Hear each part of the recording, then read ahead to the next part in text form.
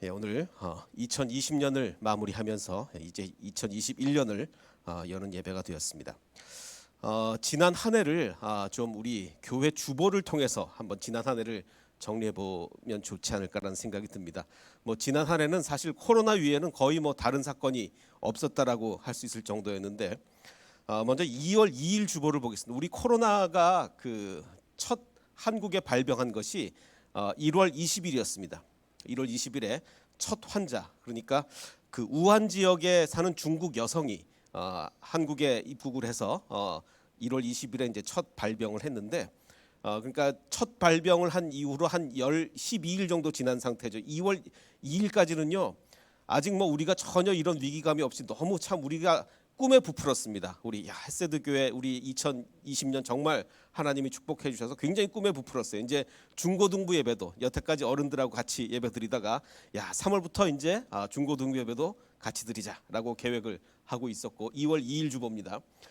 그리고 유초등부도 오후 프로그램도 시작을 하고, 우리 어른들이 목장 예배를 할 동안 우리 유초등부 오후 프로그램도 하고, 또 뭐 청년부 MT도 하고 다 지금 2월 2일 날 이렇게 많은 계획들을 다 세우고 너무 참 꿈과 희망에 부풀어 있었습니다. 그리고 뭐 저희 집에서 목자 모임도 하고, 또 수요 예배도 여기 그 정말 아름다운 우리 기도실이 얼마나 아름답습니까? 거기서 이제 수요 예배도 이제 계속 하고 있었고, 이렇게 너무너무 참 꿈에 부푼 2020년을 계획을 하고 있었습니다.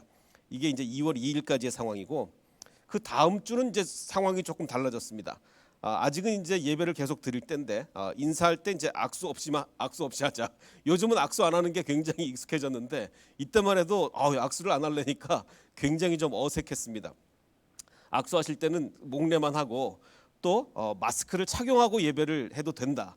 사실 그 전까지는 마스크를 끼고 예배한다는 게 좀 상상하기 힘들었었거든요. 근데 이때부터 이제 마스크 끼어도 된다라고 이제 이렇게 얘기를 했고, 자 이제 이게 2월 9일인데 또 상황이 발생했습니다. 그 2월 18일 날 그 유명한 환자 신천지 31번 확진자가 정말 뭐 온 나라를 떠들썩하게 한 후에는 23일 주보에는 아직까지는 우리가 대면 예배를 드렸습니다. 주일 예배는 정상적으로 대면 예배를 드렸고, 그 대신 이제 이제 신천지가 확 문제가 됐기 때문에 이단들의 방문을 이제 통제를 한다, 뭐 이런 주보가 나갔는데, 이게 23일까지의 주보입니다.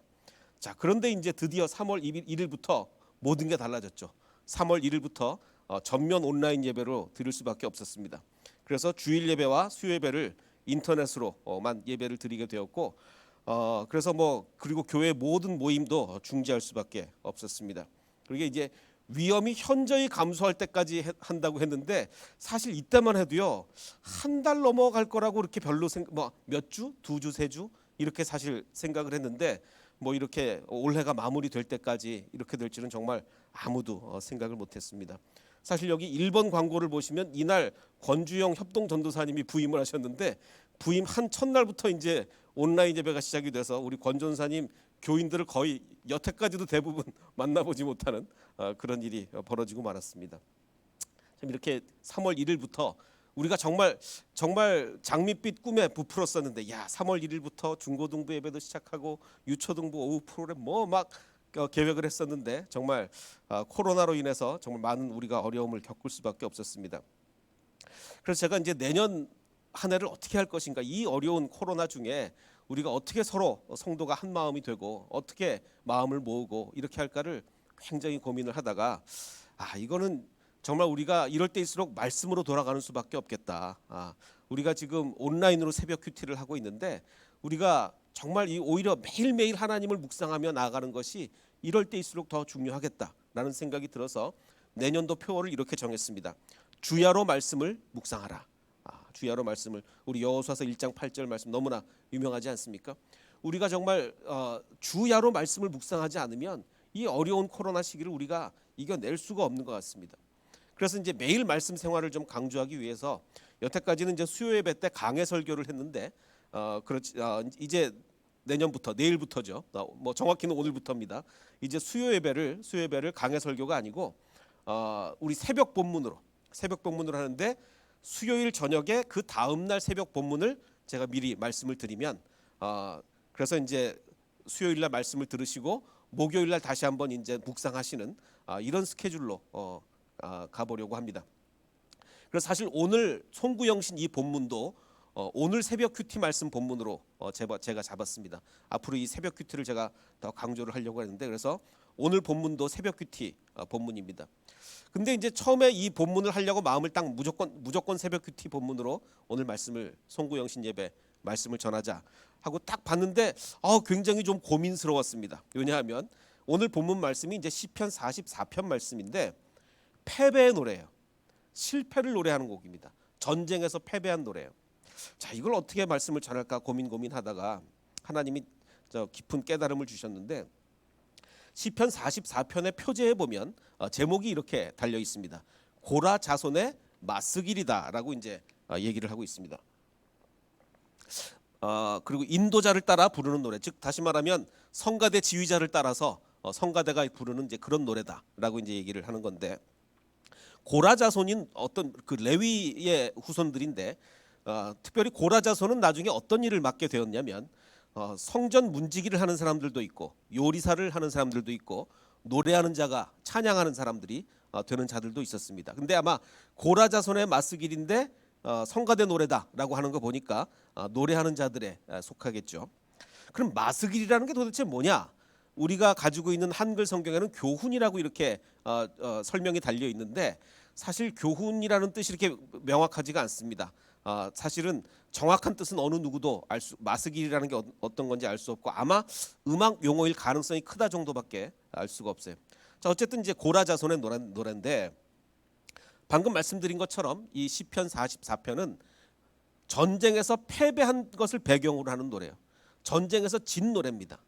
자, 그럼 이것을 우리 송구영신 때 어떻게 말씀을 전할까 이제 고민을 했는데, 그 패배 내용은 이렇습니다. 11절에 얼마나 패했느냐?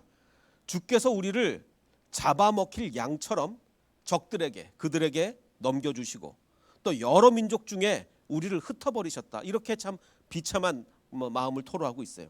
13절에도 보면 주께서 우리로 하여금 이웃에게 욕을 당하게 하시니 그들이 우리를 둘러싸고 정말 놀리는 겁니다. 조소하고 조롱하나이다. 이렇게 완전히 패배를 노래하는 그런 절망적인 마음을 토로하는 곡입니다.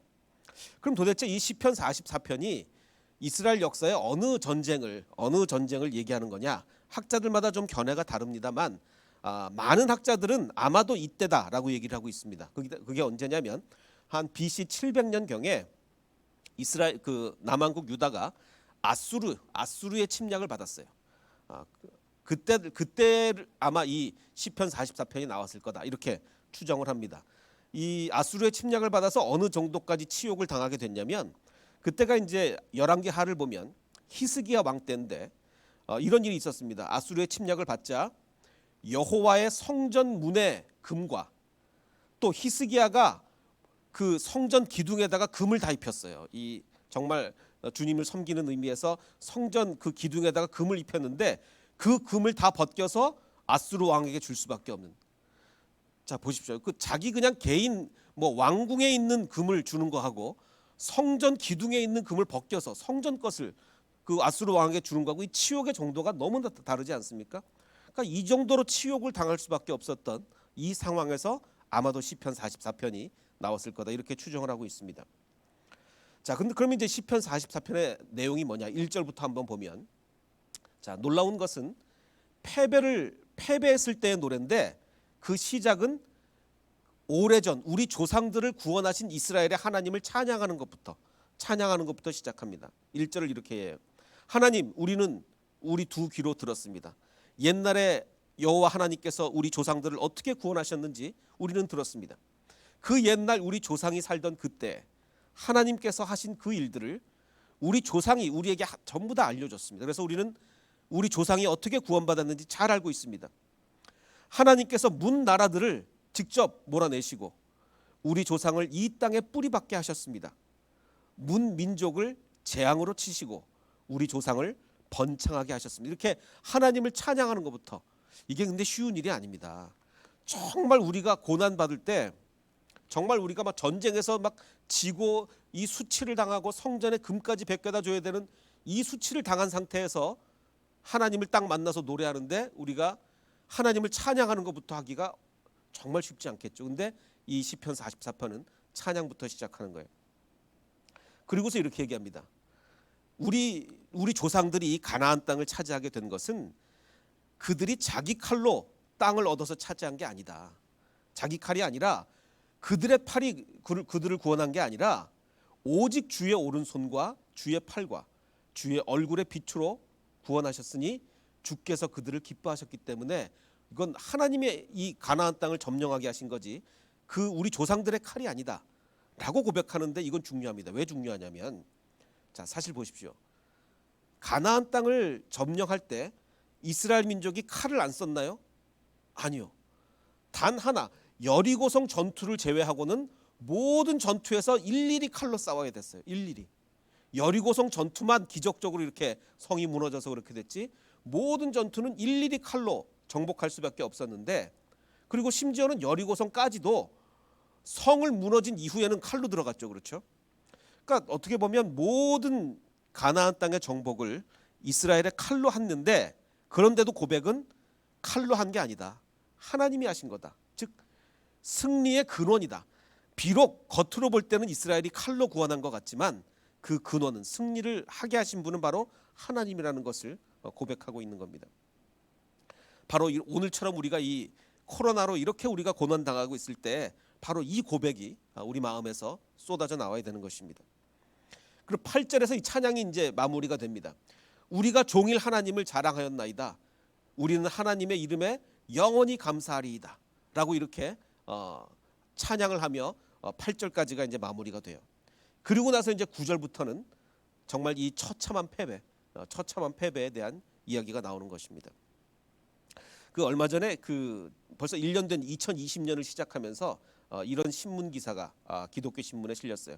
한국 교회가 옛날에 꿈꿨던 2020년.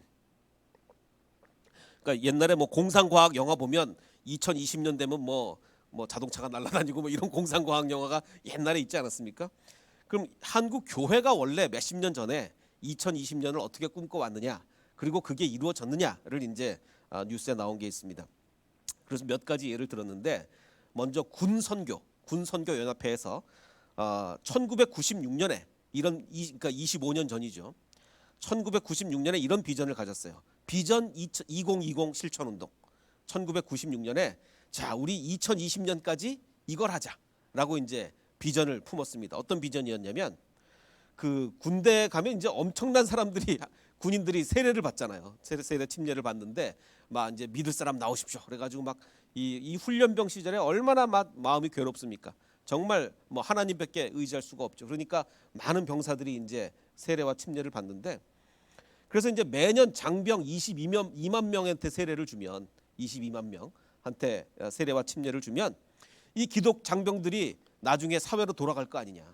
그러면 기존에 믿고 있었던 장병들 플러스 새로 믿은 22만 명 이거를 매년 이렇게 되면 2020년까지 25년 동안 625만 명이 믿는 군인들이 배출된다는 거예요. 25년 동안 625만 명이 배출이 돼서 한 사람이 3명씩 전도하면 나중에 2,500만 명이 된다. 그러면 기존의 1,000만 신자를 플러스하면 뭐 거의 한국 인구의 4분의 3 이상이 복음화가 된다. 이런 엄청난 비전을 품었었어요. 25년 전에. 근데 어떻게 됐습니까? 이루어졌습니까?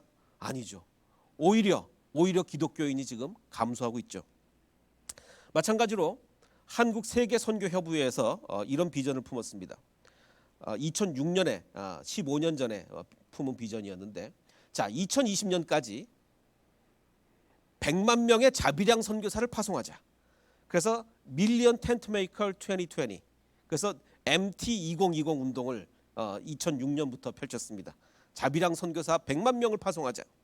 이렇게 장밋빛 꿈에 이때만 해도 뭐 아직 한국 교회가 막 성장을 이렇게 할 때였죠.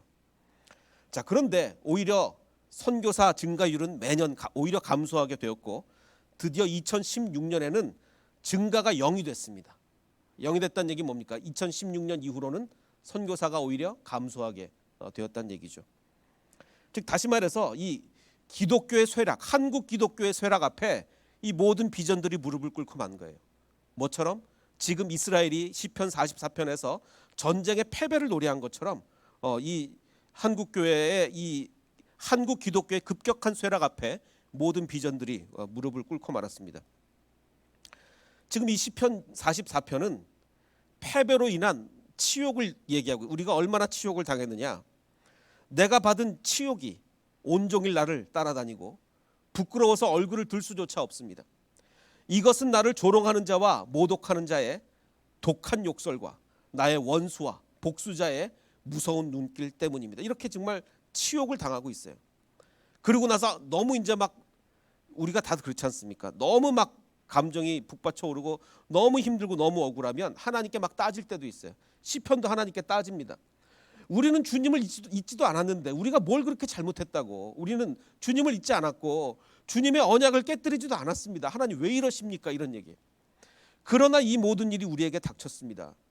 우리가 마음으로 주님을 배반한 적이 없고 우리 발이 주님의 길에서 벗어난 적도 없습니다. 그런데 왜 이런 시련을 우리에게 주십니까? 이런 얘기입니다.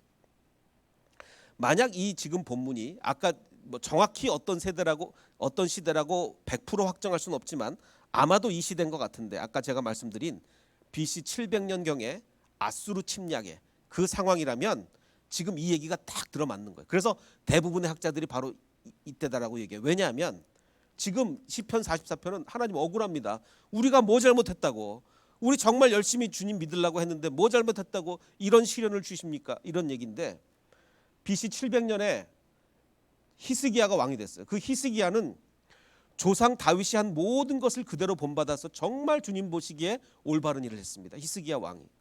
그래서 그는 하나님만을 신뢰하고 우상들 다 파괴하고 정말 열심히 하나님을 섬겼어요. 그는 유다 왕 가운데는 전에도 후에도 그런 왕이 없었습니다. 이렇게 열심히 섬겼는데 갑자기 13절에 히스기야 왕 제14년에 그 아시리아 왕이 쳐들어오는 겁니다. 이렇게 잘했는데, 이렇게 열심히 하나님을 섬겼는데 유다의 모든 성읍을 공격하여 점령하였고, 그때 히스기야 왕은 아까 제가 말씀드린 것처럼 자기가 정말 성전에 입힌 금을 벗겨다가 바칠 수밖에 없는 이 치욕을 당하고 마는 겁니다. 정말 이 항변이 안 나오겠습니까? 하나님 우리가 뭐 잘못했다고. 히스기야 왕이 이렇게 하나님을 열심히 섬기고 다윗처럼 섬기고 이렇게 열심히 섬긴 왕은 정말 전에도 후에도 없었다고 할 만큼 이렇게 섬겼는데 아수르 왕이 쳐들어오고 정말 치욕을 당할 수밖에 없는 이 상황이 벌어지고 마는 거죠. 자, 근데 중요한 것은 치욕에서 끝나지 않았다는 겁니다. 우리가 하나님의 일하심을 볼 때 중간에서 딱 끊어놓고 평가하면 안 돼요. 이 치욕에서 모든 게 끝났다. 그럼 정말 절망이죠. 근데 아닙니다. 하나님은 이 치욕의 과정을 통해서 결국은 구원을 이루시는 분입니다. 요셉의 삶도 마찬가지입니다. 요셉의 삶을 감옥에서 딱 잘라서 끝내고 이제 요셉의 삶을 최종적으로 평가하자. 안 됩니다. 요셉의 삶의 평가는 총리까지 가야죠. 감옥에서 평가해도 안 되고 종으로 팔려갔을 때 평가해도 안 됩니다. 오늘도 마찬가지예요. 치욕의 상황 여기서 끝이 아닙니다.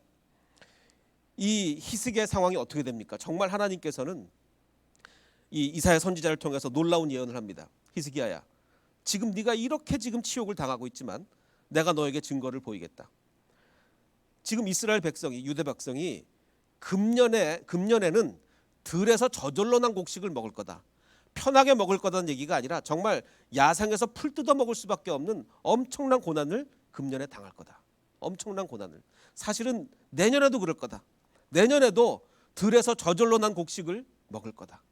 그러나 내후년에는 백성이 씨를 뿌리고 곡식을 거둘 것이며 포도밭을 가꾸어 그 열매를 먹게 될 것이라고 하나님이 이런 구원의 메시지를 우리에게 선포해 주시는 거예요. 저는 이 구원의 메시지가 우리 헷세드 교회도 임하기를 원합니다. 올 한 해 얼마나 힘들었습니까?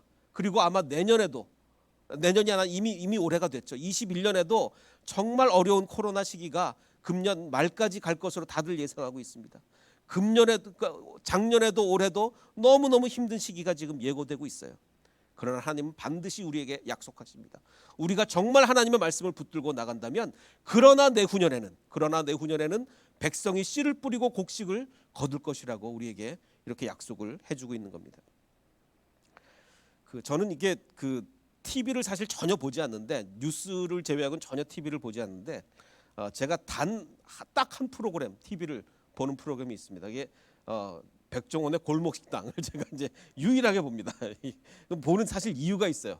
사실 뭐 레시피 나오고 이런 거는 그냥 다 그냥 빨리빨리 제가 옛날 거 지나가는 거를 보기 때문에 그냥 뭐 빨리빨리 지나가고 저는 한 사람의 인생이 어떻게 바뀌는지만을 봅니다. 사실 뭐 레시피는 제가 들어도 모르고 인생이 바뀌는 그것만 보는데 사실 저는 여기에 너무 참 감명을 받아요. 왜냐하면 정말 수십 년을 식당을 했는데 백종원이 이제 그 맛을 평가하지 않습니까? 그러면 자기의 인생을 평가받는 순간이에요. 그 순간이 내가 어떻게 살아왔나를 평가받는 순간입니다. 근데 어떤 한 젊은 이 식당 주인이 족발집인데 물론 백종원 씨가 신이 아닌 이상 100%다 맞는 건 아니잖아요. 이 평가가 늘 100% 맞는 건 아닌데 그 족발집에 한번 이런 메뉴가 있더라고요. 그 소년 덮밥, 족발 덮밥인데 소년 덮밥, 아저씨 덮밥 이 메뉴 이름입니다. 그러니까 백종원 씨가 막 나무라는 거예요. 아니 소년 덮밥, 아저씨 덮밥이 어딨냐? 이 사람들 아저씨들 기분 나빠서 아저씨 덮밥 먹겠냐? 뭐 이렇게 이름을 이런 식으로 줬냐? 근데 물론 백종원 씨가 다 옳은 게 아닙니다. 왜냐하면 제가 캐나다에 있을 때 그 맥도널드에 버금가는 그 프랜차이즈가 있었는데 A&W라는 햄버거 프랜차이즈가 있습니다. 거기 보면요, 이 소년 햄버거, 틴 버거가 있고요, 엉클 버거, 아저씨 버거가 있고요, 그랜파더 할아버지 버거도 있습니다. 근데 제가 이거 아주 즐겨 먹었어요. 그러니까 백종원 씨 이게 말이 항상 맞는 건 아니지만 제가 이 프로그램을 즐겨 보는 이유는 아까도 말씀드렸듯이 인생이 평가받거든요. 저는 항상 그 순간이 제일 기다려져요. 지금 어떤 사람이 막 그 사람의 삶에 대해서 좀 나오고 정말 그 사람이 그 만든 음식을 백종원 씨가 딱 맛보는 순간 그 얼마나 마음 졸이겠습니까? 저는 그 순간을 항상 뭐에 비교하냐면 야 내가 천국에 갔을 때 하나님 앞에 갔을 때 하나님 내 인생을 어떻게 평가할까? 바로 그 마음 졸임을 저는 항상 가지고 있거든요. 정말 이 칼국수집을 보니까 이 정말 할머니께서 열심히 근데 이렇게 막 천막이에요. 왜 천막인가 봤더니 불이 나가지고 다 망해서 이제 임시로 옮긴 건데 이 어머님께서 이렇게 기구한 운명을 참 사셨습니다. 큰아들이 먼저 죽고 5년 전에. 그럼 작은 아들 어떻게 됐냐? 작은 아들은 그 불난 상가에다가 전 재산을 투자해서 떡집을 차렸는데 불나서 다 그래서 내가 지금 나이 많은 그 늙은 나이에도 이 식당을 해야 된다 이렇게 지금 이야기를 하시는 거예요. 근데 그 백종원 씨가 이걸 딱 먹는 순간 사람들은 정말 백종원 씨가 맛있다고 하면 정말 막 눈물을 뚝뚝 흘리고 이렇게 정말 기뻐하지 않습니까? 저도 정말 내가 하나님 앞에 갔을 때 하나님이 제 인생의 맛을 보시고 정말 너 잘 살았다 이런 정말 평가를 해주시면 얼마나 좋을까 그런 생각이 듭니다. 근데 오늘 제가 드리고 싶은 말씀은 바로 이거예요. 이 백종원 씨가 어떻게 이렇게 정말 이 전문가가 이토록 뛰어난 전문가가 되었을까? 뭐 다들 아시겠지만 이게 그냥 되는 게 아니죠. 굉장히 보니까 이 사람이 너무너무 노력을 한 거예요. 어느 정도 노력을 했냐면 그 손님들이 남긴 음식을 먹었답니다. 왜? 사람들이 남기면 이유가 있는 거 아니야? 맛이 없으니까 남기든지 뭐 남기는데 이유가 있는. 그러니까 남이 먹다 남긴 음식을 어떻게 이렇게 잘 먹겠습니까? 근데 손님이 먹다 남긴 것을 먹어봤다는 거예요. 왜? 알아야 될 거 아니에요. 왜 남겼는지 알아야 될 거 아니에요. 백종원 씨만 그런 게 아니에요. 이 강형욱 그 훈련사가 있죠. 강아지 훈련사. 저는 이분이 얘기하는 거 굉장히 큰 감명을 받았는데 정말 강아지에 대해서 알고 싶었답니다. 너무너무 강아지에 대해서 알고 싶고 누구보다 전문가가 되고 싶어가지고 이분이 한 일이 있어요. 뭘 했냐면 한 달 동안 매일매일 83마리 강아지를 훈련소에 있었으니까 강아지가 얼마나 많았겠어요? 83마리의 강아지를 매일매일 그 똥을 먹었답니다. 강아지 똥을. 그래서 이렇게 생각했대요. 나는 허준처럼 강아지 똥 맛만 봐도 이 강아지의 상태를 알 수 있고 내가 이런 음식을 이렇게 줬더니 강아지들이 이런 배변을 하는구나. 그거를 다 알고 싶었대. 자, 강아지 똥의 83마리를 매일매일 먹었답니다. 이게 보통 의지로 되겠습니까? 보통 의지로. 이렇게 노력을 하니까 되는 겁니다. 이렇게 노력을 하니까. 또 백종원 씨도 마찬가지입니다. 정말 손님들이 남기고 간 음식까지 먹을 정도의 노력을 했기 때문에 오늘날에 백종원 씨가 있는 게 아니겠습니까? 그래서 시편 44편 패배 장이라고 제가 말씀을 드렸는데 결론은 또 다릅니다. 마지막 결론은 여호와여 일어나 우리를 도우소서, 주의 인자하심으로 말미암아 우리를 구원하소서라고 하면서 이 시편을 마무리하고 있습니다. 자, 그런데 우리가요, 이 하나님의 도우심을 구하기 위해서는요, 이 각오를 해야 됩니다. 그래, 내가 손님이 남겨간 음식이라도 먹겠다. 내가 먹어보겠다. 내가 강아지 똥이라도 먹겠다. 매일매일 83마리의 똥이라도 내가 먹어보겠다. 이런 결심을 가지고 이분들이 자기가 가진 전문 분야에서 이렇게 노력을 한다면 우리는 하나님의 말씀을 위해서 그 노력을 왜 못하겠습니까? 그래서 오늘 저는 이 코로나와의 전쟁을 우리가 정말 우리 교회도 많이 어려움이 있었습니다. 정말 1년 동안 많은 어려움이 있었어요. 이 코로나와의 전쟁을 우리가 어떻게 이겨낼 수 있을 것인가? 2021년에 우리 표 주야로 말씀을 묵상하자. 그래서 정말 우리 아침마다 그 새로운 주님의 말씀을 묵상하고 또 저녁에 잘 때까지 그 말씀을 묵상하고 주야로 말씀을 묵상하면 우리가 이 어려운 코로나를 반드시 이겨낼 줄을 믿습니다. 그러기 위해서는 우리가 노력이 필요해요. 노력하지 않고 어떻게 주야로 묵상하겠습니까? 자, 그런데 우리가 이 백종원 씨가 노력한 그 노력만큼, 우리 강영욱 씨가 노력한 그 노력만큼 우리 노력할 수 있다고 봅니다. 저도 노력하겠습니다. 그래서 정말 이 어려운 코로나, 정말 우리가 아마 2년이 갈 것 같습니다. 지난 한 해 그리고 올 한 해 이렇게 2년이 가겠지만 우리가 주님께서 예언하신 것처럼 내후년에는 반드시 너희가 곡식을 먹게 될 것이다. 너희가 심은 곡식을 먹게 될 것이다 라고 우리에게 축복해 주셨듯이 그 축복이 우리 헷세드 교회도 임하기를 주님의 이름으로 축원합니다. 우리 잠깐 성찬식을 거행하도록 하겠습니다.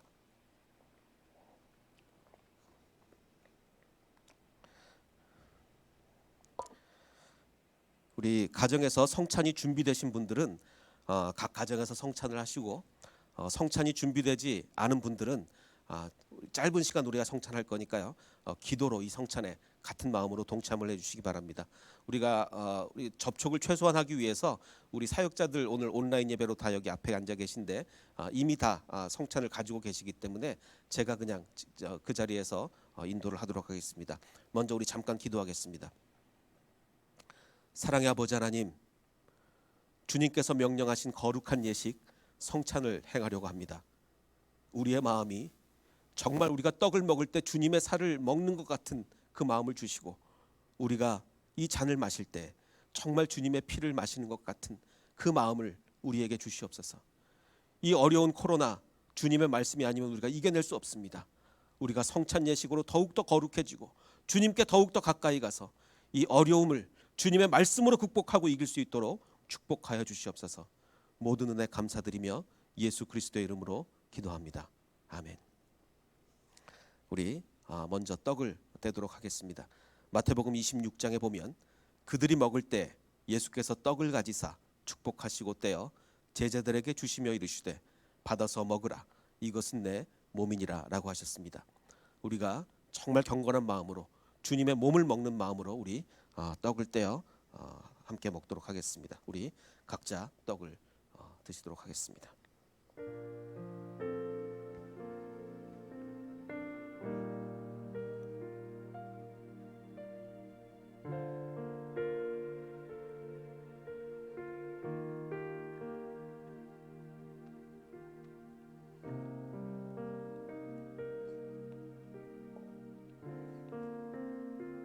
이제 주님의 잔을 마시겠습니다. 27절에 보면 또 잔을 가지사 감사기도 하시고 그들에게 주시며 이르시되 너희가 다 이것을 마시라, 이것은 죄 사함을 얻게 하려고 많은 사람을 위하여 흘리는 바 나의 피 곧 언약의 피라고 말씀하셨습니다. 우리가 정말 주님의 피를, 그 은혜의 피, 우리를 씻기시는 은혜의 피를 마시는 마음으로 우리 함께 주님의 피를 마시겠습니다.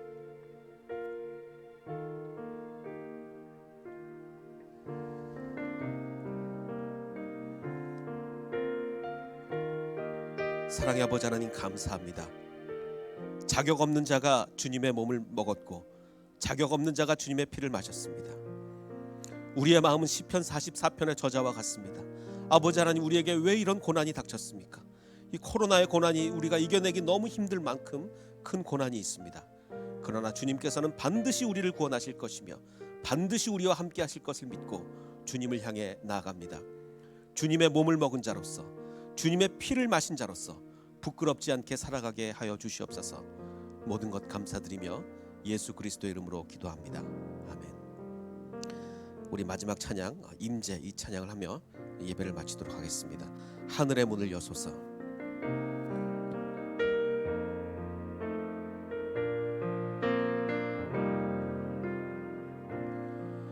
하늘의 문을 여소서. 이곳을 주목하소서. 주를 향한 노래가 꺼지지 않으니 하늘을 열고 보소서. 이곳에 임재하소서. 주님을 기다립니다. 기도의 향기가 하늘에 닿으니 주여 임재하여 주소서. 이곳에 오셔서 이곳에 앉으소서. 이곳에서 드리는 예배를 받으소서. 주님의 이름이 주님의 이름만이 오직 주의 이름만 이곳에 있습니다. 우리 잠시 기도하겠습니다. 아버지 하나님, 하늘의 문을 여시고 우리를 주목하여 주시옵소서. 코로나로 인하여 모든 정말 온 세계의 인류가 고통을 당하고 있습니다. 그러나 주님께서는 반드시 구원을 주실 줄을 믿습니다. 반드시 이 교회를 지켜주시고 반드시 우리의 삶을 지켜주시고 우리 햇세드의 모든 가정을 지켜주실 줄 믿습니다. 이곳에 임재하시고 우리의 예배를 받으시고 정말 2021년 우리가 주님을 향한 열정과 말씀을 묵상하는 그 힘으로 이겨낼 수 있도록 축복하여 주시옵소서.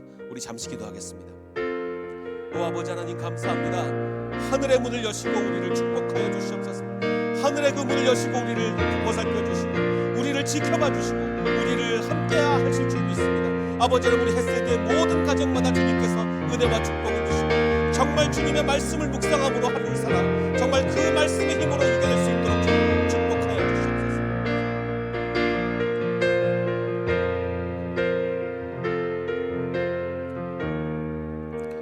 우리 다시 한번 이 찬양 주님께 부르겠습니다. 하늘의 문을 여소서.